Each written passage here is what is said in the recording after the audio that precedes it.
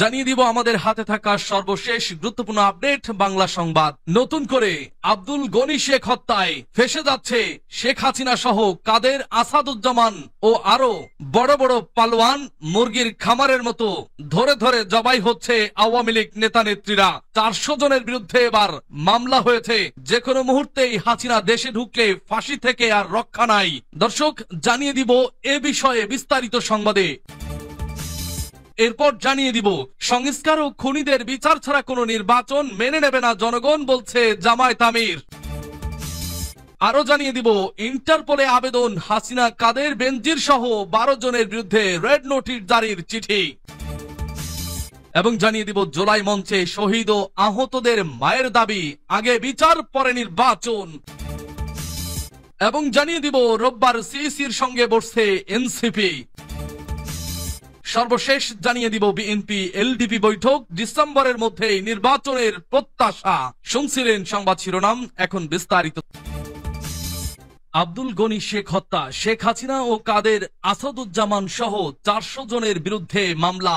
শেষ রক্ষা হলো না, নিশ্চিহ্ন হতে শুরু করেছে আওয়ামী লীগ। একে একে ধরা খাচ্ছে আওয়ামী লীগ নেতা নেত্রী। আওয়ামী লীগের গডফাদার যে শেখ হাসিনা, ফাঁসির দড়ি এখন তার জন্য অপেক্ষা করছে। যে কোনো মুহূর্তেই ধরা খেলে ফাঁসির দড়িতে ঝুলবে শেখ হাসিনা। রাজবাড়ী সদর উপজেলার খানখানাপুর এলাকার বাসিন্দা মোহাম্মদ আব্দুল গনি শেখ বৈষম্য বিরোধী আন্দোলন চলাকালে গত বছরের 19 জুলাই ঢাকায় গুলিবিদ্ধ হয়ে মৃত্যুবরণ করেন। ওই ঘটনায় গত 27 সেপ্টেম্বর তার বাবা মোহাম্মদ আব্দুল মজিদ শেখ বাদী হয়ে ঢাকার গুলশান থানায় একটি হত্যা মামলা দায়ের করেন। ওই মামলায় সাবেক প্রধানমন্ত্রী শেখ হাসিনাকে 1 নম্বর আসামি করে 42 জনের নাম উল্লেখ করে ও 350 থেকে 400 জনকে অজ্ঞাতনামা আসামি করা হয়। এরপর গত 6 এপ্রিল রাত 10:30টার দিকে সাবেক সংসদ সদস্য কাজী কেরামত আলী গ্রেপ্তার হবার পর এই মামলার বিষয়টি সামনে আসে।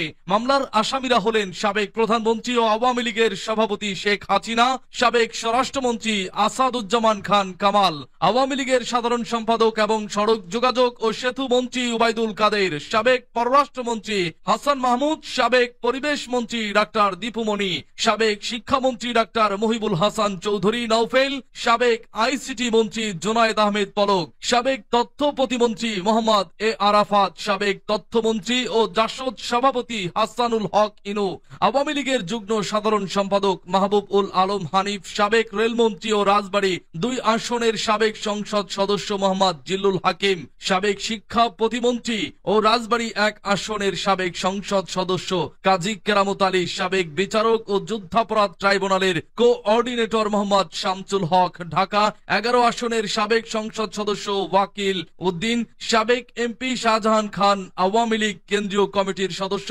আতিকুল ইসলাম আতিক, কেন্দ্রীয় কমিটির সদস্য খন্দকার ইনায়েতুল্লাহ। এর আগে বৈষম্য বিরোধী আন্দোলনের সময় রাজবাড়ীতে শিক্ষার্থীদের ওপর হামলার মামলায় গত 6 এপ্রিল রাত 10:30টার দিকে বিশেষ অভিযান চালিয়ে রাজধানীর ঢাকার মহাখালী থেকে সাবেক সংসদ সদস্য কাজী কেরামত আলীকে গ্রেপ্তার করে ঢাকা মেট্রোপলিটন পুলিশের গোয়েন্দা বিভাগ ডিবি। তাকে 2 মামলায় গ্রেপ্তার দেখিয়ে রাজবাড়ীতে আনা হয়। পরদিন 7 এপ্রিল দুপুর 12:15টায় তাকে আদালতে তোলা হয়। এ সময় রাজবাড়ী সদর আমলি আদালতের বিচারক জুডিশিয়াল ম্যাজিস্ট্রেট মোহাম্মদ তামজিদ আহমেদ তার জামিন আবেদন নামঞ্জুর করে কারাগারে পাঠানোর নির্দেশ দেন।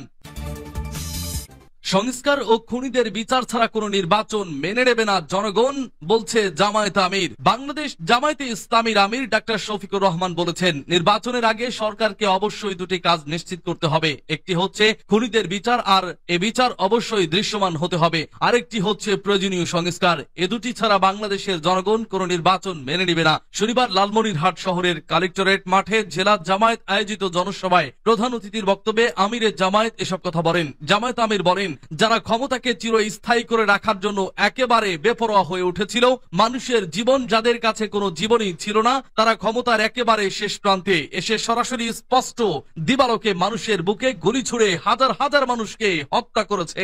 15.5 বছর তারা এভাবে মানুষের উপর জুলুম নির্যাতন চালিয়েছে। লক্ষ লক্ষ মানুষকে জেলে বন্দী করে রেখেছে।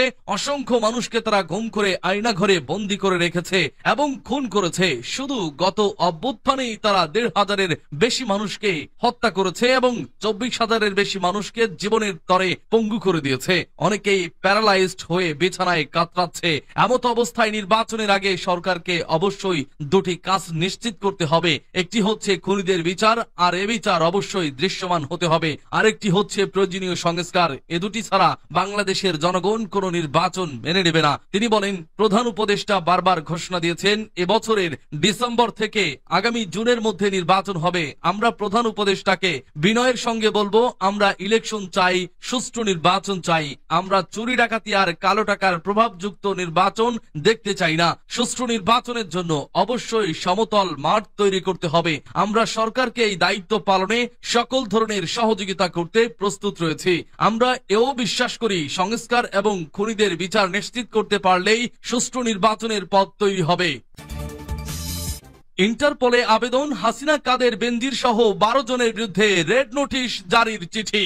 জুলাই গণ অভ্যুত্থানে ক্ষমতাচ্যুত প্রধানমন্ত্রী শেখ হাসিনা সহ 12 জনের বিরুদ্ধে রেড নোটিশ জারির জন্য আন্তর্জাতিক পুলিশ সংস্থা ইন্টারপোলের কাছে আবেদন করা হয়েছে। বিদেশে পলাতক ওই ব্যক্তিদের বিরুদ্ধে রেড নোটিশ জারি করতে ইন্টারপোলের কাছে পৃথক 3টি ধাপে আবেদন করেছে বাংলাদেশ পুলিশের national central bureau. Sheikh Hasina সহ যাদের বিরুদ্ধে রেড নোটিশ জারির আবেদন করা হয়েছে তারা হলেন আওয়ামী লীগের সাধারণ সম্পাদক এবং সাবেক সড়ক পরিবহন ও সেতু মন্ত্রী ওবায়দুল কাদের, সাবেক স্বরাষ্ট্রমন্ত্রী আসাদুজ্জামান খান, সাবেক মুক্তিযুদ্ধ বিষয়ক মন্ত্রী আকমা মোজাম্মেল হক, সাবেক পররাষ্ট্রমন্ত্রী হাসান মাহমুদ, সাবেক বস্ত্র পাট মন্ত্রী জাহাঙ্গীর কবির নানক, সাবেক শিক্ষামন্ত্রী মহিবুল হাসান চৌধুরী, ঢাকা দক্ষিণ সিটি কর্পোরেশনের সাবেক মেয়র শেখ ফজলে নূর তাপস, সাবেক প্রধানমন্ত্রীর প্রতিরক্ষা বিষয়ক উপদেষ্টা মেজর জেনারেল তারেক আহমেদ সিদ্দিক, সাবেক বিদ্যুৎ প্রতিমন্ত্রী নসরুল হামিদ, সাবেক তথ্য প্রতিমন্ত্রী মোহাম্মদ আলী আরাফাত ও সাবেক আইজিপি বেনজির আহমেদ। জুলাই মঞ্চে শহীদ ও আহতদের মায়ের দাবি, আগে বিচার পরে নির্বাচন। জুলাই আন্দোলনে নিহত আহতদের মায়েরা বলেছেন, আমাদের সন্তানদের হত্যাকারীদের বিচার আগে পরে নির্বাচন। বিচার না হওয়া পর্যন্ত কোনো নির্বাচন আমরা মানি না, মানব না। তারা বলেন যে আওয়ামী লীগ জুলাই আগস্টে গণহত্যা চালিয়েছে, সেই আওয়ামী লীগ বাংলাদেশে রাজনীতি করার কোনো অধিকার রাখে না। গণহত্যায় জড়িত সবাইকে গ্রেপ্তার ও হত্যাকারীদের রাজনীতি নিষিদ্ধের দাবিতে শনিবার বিকালে যাত্রাবাড়ি থানার সামনে জুলাই মঞ্চের উদ্যোগে শহীদি মার্চ সভায় তারা এ দাবি জানান। মায়েরা কান্না জড়িত কণ্ঠে বলেন, আমাদের বুক খালি হয়েছে, আমরা বুঝি কত বেদনা দুঃখ বুকে ধারণ করছি। তারা বলেন, জুলাই গণ অভ্যুত্থানে যে নৃশংস হত্যাকাণ্ড ঘটানো হয়েছে তার মধ্যে পুলিশ, র্যাব ও বিজেপি সদস্যরা জড়িত রয়েছে। তারা গুলি করেছে, সব পুলিশ সদস্যরা দায়ী সেটা আমরা বলছি না। আমরা বারবার বলছি, যারা সুনির্দিষ্ট অপরাধের সঙ্গে জড়িত তাদের চিহ্নিত করে বিচারের মুখোমুখি করতে হবে। তারা আরো বলেন, জুলাই গণহত্যায় জড়িত এমন অসংখ্য আসামি এখনো আটক হয়নি। আমাদের আহ্বান থাকবে জুলাই গণহত্যার বিচারের কার্যক্রমের গতি বাড়ানোর। এ সময় শহীদ মেহেদী হাসানের মা পারভিন আক্তার, শহীদ শাকিলের মা হেলেনা বেগম, আহত নিয়াজ মোর্শেদের মা ফিরোজা বেগম, সাজ্জাদ হোসেনের মা জোসনা বেগম, মিজান শিকদারের স্ত্রী শাহিনা বেগম বক্তব্য দেন। রোববার সিইসির সঙ্গে বসছে এনসিপি। প্রধান নির্বাচন কমিশনার এএমএম নাসির উদ্দিনের সঙ্গে বৈঠকে বসতে যাচ্ছে জাতীয় নাগরিক পার্টি। রোববার দুপুর 12টায় রাজধানীর আগারগাঁও নির্বাচন কমিশন কার্যালয়ে সভাটি অনুষ্ঠিত হবে। শনিবার এক সংবাদ বিজ্ঞপ্তিতে তথ্য জানিয়েছে এনসিপির যুগ্ম সদস্য সচিব মুশফিক সালিহিন। বিজ্ঞপ্তিতে এনসিপি জানায়, সভায় নির্বাচন কমিশন গঠন আইন, রাজনৈতিক দল নিবন্ধন আইন, নিবন্ধনের সময়সীমা ও নির্বাচন কেন্দ্রিক নানান বিষয় নিয়ে আলোচনা হওয়ার কথা রয়েছে। সভায় এনসিপির মুখ্য সমন্বয়ক নাসির উদ্দিন পাটোয়ারির নেতৃত্বে 5 সদস্যের একটি প্রতিনিধি দল অংশগ্রহণ করবে। প্রতিনিধি দলের আরো উপস্থিত থাকবেন যুগ্ম আহ্বায়ক অনিক রায়, খালেদ সাইফুল্লাহ, মুজাহিদুল ইসলাম শাহিন ও তাজনুভা জাবিন। বিএনপি এলডিপি বৈঠক, ডিসেম্বরের মধ্যেই নির্বাচনের প্রত্যাশা। দেশের চলমান রাজনৈতিক প্রেক্ষাপট ও আগামী নির্বাচনের সম্ভাব্য সময়সীমা নিয়ে আলোচনা করতে বৈঠক করেছেন বিএনপি ও এলডিপির নেতারা। আগামী ডিসেম্বরের মধ্যেই অন্তর্বর্তী সরকার নির্বাচনের আয়োজন করবে বলে প্রত্যাশা করছেন দল দুটির নেতারা। শনিবার গুলশানে বিএনপি চেয়ারপারসনের কার্যালয়ে এ বৈঠক অনুষ্ঠিত হয়। সন্ধ্যা 7টা 15 মিনিট থেকে রাত 8টা 15 মিনিট পর্যন্ত ঘণ্টাব্যাপী এ বৈঠকে বিএনপির পক্ষে উপস্থিত ছিলেন দলের জাতীয় স্থায়ী কমিটির সদস্য নজরুল ইসলাম খান। এলডিপির পক্ষে নেতৃত্ব দেন মহাসচিব রেদওয়ান আহমেদ। এছাড়াও এলডিপির প্রেসিডিয়াম সদস্য নিয়াবুল বাশির, আওরঙ্গজেব বেলাল, ভাইস প্রেসিডেন্ট মাহে আলম চৌধুরী, উপদেষ্টা মণ্ডলীর সদস্য মাহবুবুর রহমান এবং যুগ্ম মহাসচিব বিল্লাল হোসেন মিয়াজি উপস্থিত ছিলেন। বৈঠক শেষে বিএনপি নেতা নজরুল ইসলাম খান বলেন, নির্বাচনের জন্য এখনই আন্দোলনের প্রয়োজন আছে বলে মনে করছে না বিএনপি। আমরা আশা করি সরকার জন আকাঙ্ক্ষা পূরণে ডিসেম্বরের মধ্যেই একটি গ্রহণযোগ্য নির্বাচনের আয়োজন করবে। এলডিপি মহাসচিব রেদওয়ান আহমেদ বলেন, 9 মাস পেরিয়ে গেলেও এখনো রাজনৈতিক সংস্কার হয়নি। সরকার একবার এক কথা বলে আবার পাল্টে ফেরে। আমরা অনুরোধ করছি যত দ্রুত সম্ভব সংস্কার সম্পন্ন করে ডিসেম্বরের মধ্যেই নির্বাচন দেওয়া হোক।